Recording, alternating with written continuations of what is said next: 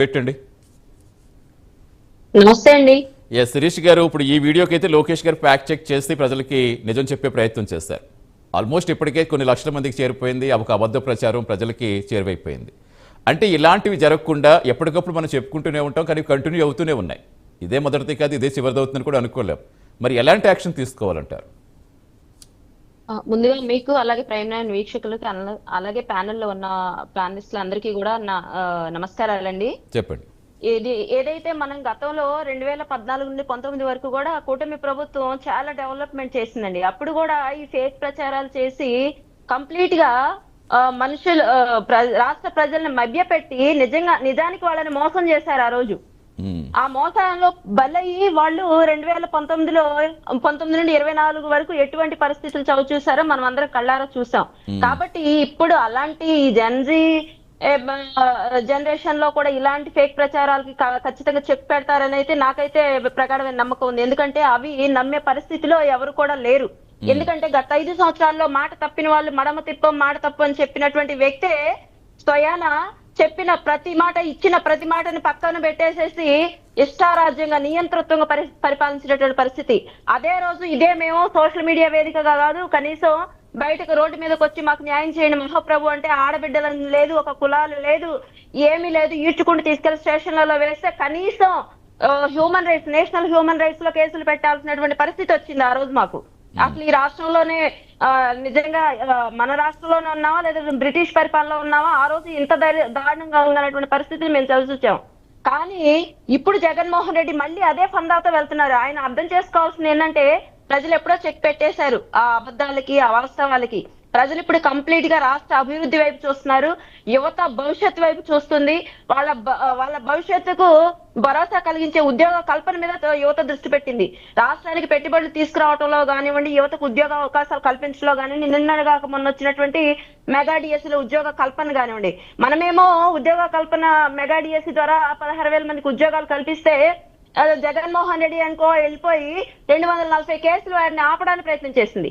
నిజంగా ఎవరెవరికి వాళ్ళు చెప్పినటువంటి లేదంటే వాళ్ళు ప్రేరేపించి తీసుకొచ్చిన వాళ్ళందరితో కూడా వాళ్ళకి ఎందుకు రాలేదు అనడానికి కూడా రాలేదో కూడా దానికి కారణాలు కూడా ఇది రీజన్. ఈ ర్యాంక్ లో ఉన్న వాళ్ళకి వచ్చింది, వీళ్ళకంటే కొంచెం ముందు ర్యాంక్ వీళ్ళు ఉన్నారు కాబట్టి వీళ్ళకి ఈ ర్యాంక్ వచ్చింది, లేదా రిజర్వేషన్ పద్ధతిలో వీళ్ళకంటే ముందు ఈ రిజర్వేషన్ లో వచ్చిందని చెప్పి ప్రతిదీ కూడా వివరించే ప్రయత్నం చేస్తున్నాం. ఎక్కడా కూడా రాష్ట్రంలో నిజంగా సమస్యలు ఉంటే విమర్శించమనండి, ఆ సమస్యలు ప్రభుత్వం దృష్టికి తీసుకెళ్ళమనండి, తప్పులేదు. కానీ అసలు అవాస్తవాలే ప్రచారం చేయటం. ఇంకొక విషయం చందు గారు, ఇక్కడ ఇంకొక విషయం ఏంటంటే ఏదైతే ఆయన బయటకు వచ్చిన ప్రతిసారి కూడా ఎవరి విపక్షాన్ని నిలుస్తున్నారంటే ఏదైనా ఒక ఇష్యూ జరిగింది, ఒక ఇన్సిడెంట్ జరిగింది అంటే బాధిత కుటుంబం పక్షాన్ని నిలవట్లేదు సార్. ఎవరైతే నేరస్తులు ఉన్నారో వాళ్ళ పక్షాన్ని నిలబడి వాళ్ళ పక్షాన ట్వీట్లు పెట్టడం, వాళ్ళ పక్షాన్ని నిలబడి అమాయకులని చెప్పడం, వాళ్ళకి కొమ్ము కాసేటువంటి పరిస్థితి, వాళ్ళకి రాజకీయ అండ లేదంటే ఫైనాన్షియల్ సపోర్ట్ కానివ్వండి, లీగల్ సపోర్ట్లు కానీ ఇవ్వడం, వాళ్ళని పక్కన నుంచోబెట్టుకున్న ప్రెస్ మీట్లలో చిన్న పిల్లలు అమాయకులు ఏదైతే యాక్సిడెంట్లు అజాగ్రత్తగా వ్యవహరించి యాక్సిడెంట్ చేసిన వాళ్ళని కేసులు తప్పించుకోవడానికి తన పిల్లల్ని తప్పించి ఇంకొక పిల్లని అమాయకుడిని తీసుకొచ్చి పెట్టాలని చూసినటువంటి మాజీ మంత్రి కొడుకు కానివ్వండి, తమ్మినేని సీతారాం కానివ్వండి, మొన్నటికి మొన్న చూసుకుంటే రావణ్ విషయంలో కానివ్వండి, ఇలా ప్రతి ఒక్క విషయంలో కూడా ఉన్న అసలు కనీస ఆలోచన. మరి ఇప్పుడు మనం చిన్నపిల్లాడు అని అంటే గతంలో మనకి కోడికత్తి శ్రీను తీసుకుంటే ఆ అబ్బాయి ఆ రోజు చిన్నపిల్లాడిగా మరి నీవే కదా, మరి ఆ రోజు 5 సంవత్సరాల పాటు జైళ్ళల్లో పెట్టారు కదా, కనీసం ఆ మాత్రం కూడా అవగాహన లేకుండా మరి ఆయన ఎందుకు ఆ వాస్తవాల ప్రచారంతోనే బ్రతుకుదాం అనుకుంటున్నారో. మేమైతే ఇవన్నీ పట్టించుకొని సమయం వృధా చేసుకునే పరిస్థితి అయితే కూటమి ప్రభుత్వానికి లేదు. కంప్లీట్ గా మేము డెవలప్మెంట్ మీదే ఫోకస్ పెట్టాము. గతంలో ఈయన మాట్లాడిన ఎర్ర బస్సు కూడా వెళ్ళని చోటికి ఎయిర్ బస్ అని అన్నారు. ఈ రోజు రేపేంటండి ఆగస్టు 1వ తారీఖున ఏం జరుగుతుంది?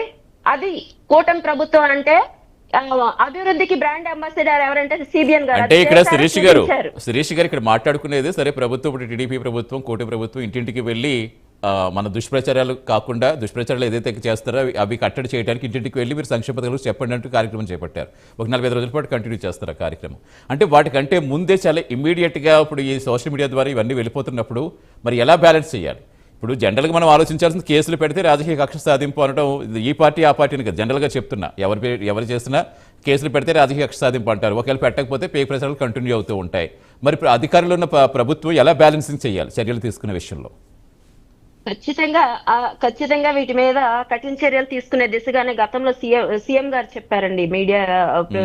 మీడియాలోనే అడ్రస్ చేశారు. కఠినమైన చర్యలు ఉంటాయి.